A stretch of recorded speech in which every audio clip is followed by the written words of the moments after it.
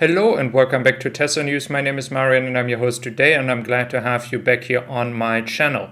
If you're new or you didn't subscribe yet, do consider doing so. I would really appreciate that. And we start into today's update with the software. So there's going to be an update which is interesting for European customers and Tesla owners. So there's supposed to be a lot of speed assist bugs being fixed for the European owners. And there's supposed to be as well some kind of update regarding the speed sign recognition. It has been something we have been waiting for a long time. Maybe they're going to take the example from the UK market where they were testing the speed sign recognition successfully. So hopefully they can adapt this to the European Union and make it happen finally in Europe. I would be very glad about that. Then we are looking into more news regarding Uber.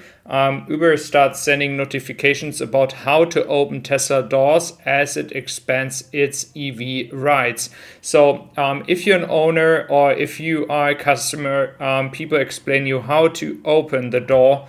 And the reason behind that is, I'm going to talk about Hertz in a moment. The reason behind that is that there's a lot of issues when it comes to the way people are using the cars. They have no real experience. They don't know how a Tesla is. And this is a challenge not only for Uber, it's also a challenge for all big companies that are rental companies that are renting cars to customers that have never sat in an EV. And this can be quite challenging for those rental companies, but we will talk about that later on.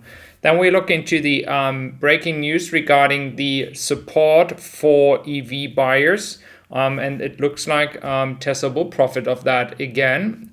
Luckily, they have been reaching already the 200K limit, but now they are able to take credits from customers, or on the other way around, offer the credit again.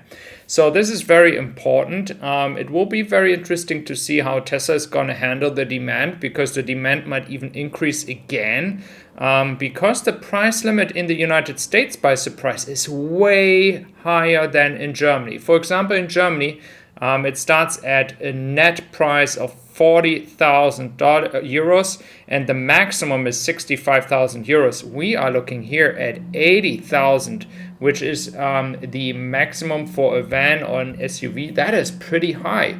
So that is actually pretty good for Tesla. They are able to sell more cars with subsidies, but we also know there has to be an end to it at some point.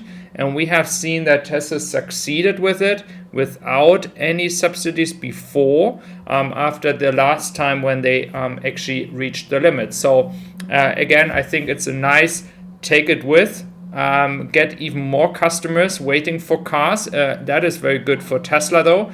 But on the other hand, I think it will be a time when we have to support the EV market without any support of the government. But let me know what you think about that. Then we have German news here. So there's the ADAC, which is very famous in Germany, and the ADAC made a test, and the Model 3 just went to last position. And it was about the situation that they wanted to test how distracted you get from the screen when you drive a car. But the seriousness of this entire program and this entire test is actually a joke. They didn't use any speakers. They didn't use all the functionalities of the Tesla. They were saying that if you want to have cooling, it is very complicated. But I mean, you have this big button down there you just have to press.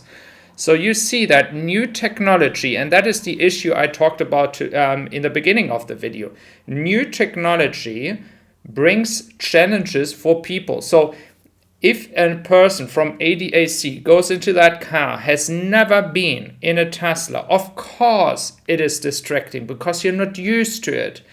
But this is the case for every new car. If I go into an ID3 or ID4 of Volkswagen, well, I go the first time in there, I have no clue what I have to do, what button I have to press, because I have to learn it. That is the way how it works. And new technology is always a bit challenging at the beginning. And the question is, how many times are you really renting a car you have never driven before? That is again a question. So again, distraction of the screen. I don't think there is any big distraction, because if you learn how this car is working, there is no feel for distraction. Again, guys, you can share your opinion, but this has been doing some waves in the German market here. Then we are looking into China. We have Chinese news actually talking on TV positively over Tesla's deliveries and exports, because of course Tesla is proud to be exporting so many EVs to other countries, and Tesla is the leading exporter when it comes to EVs from China, and so this is the way they work together. Again, we also know, and that is what you rightfully comment under my videos before, we also know this kind of friendship is never 100% sure. It is never sure when it can end, so that is the risk that Tesla is taking in China. Then we are looking into the shipments. Unfortunately, I don't have any tracking opportunity for Australia, but I can say that Monicoros is going to Great Britain and then Zeebrugge, and the Glovis Summit is going to Europe and not UK. Then we have the Viking Queen that came from Fremont and the Mediterranean Sea, which actually delivered cars from Shanghai to Japan the first time, directly from Shanghai. So this is what is working on right now when it comes to ships. We have another one which is not 100% sure if it's really going to go to Europe.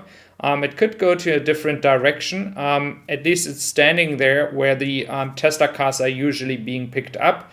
But of course, there are as well other car brands that have their cars down there. So it could be that there are, of course, other cars being loaded down there. If there are any updates, I'm going to keep you updated, of course, as I'm having my own interest for the European market to provide you those news. So again, about the hurdle into EVs. So you not only have people a lack of understanding how an EV car works, what challenges you might have.